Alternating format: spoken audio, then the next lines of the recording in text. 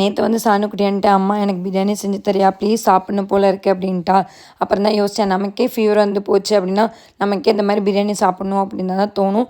But இவளுக்கு food poison ஆனனால நான் கொஞ்சம் ரொம்பவுமே யோசிச்சு அப்புறம் அவங்க அப்பாட்ட கால் பண்ணி கேட்டேன்.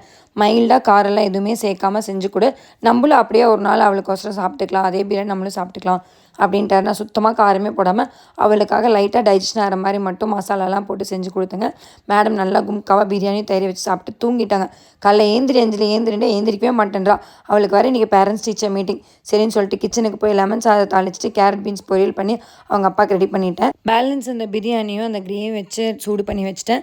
யாராவது சாப்பிட்றவங்க இருந்தால் 2 பேரும் சாப்பிட்டு முடிச்சிருங்க அப்படின்னு சொல்லிட்டு. அப்புறம் சாணுக்கு பார்த்தீங்கன்னா புதினா கொத்தமல்லி போட்டு துவையல் பண்ணினேன். எனக்கு பூங்கார் அரிசி போட்டு காலைல கஞ்சி தாங்க குடிக்கிறேன். நான் குடிச்சிட்டேன். இத்தனையும் செஞ்சு வச்சுட்டு போய் சாணம் ரெடி பண்ணிட்டு வந்து உட்காந்து அவளை உட்கார வச்சுட்டு கிச்சனுக்கு வந்து பார்க்குறேன். இவர் அப்படியே பழம் போட்டு சாதம் போட்டு பிணைஞ்சிட்ருக்காரு. ஏன்டா இவ்வளோ செஞ்சு வச்சுருக்கேன், என்னெல்லாம் பார்த்தா உனக்கு மனசாட்சியே இல்லைன்னு சொல்லிட்டு மனசே வெறுத்துட்டேங்க.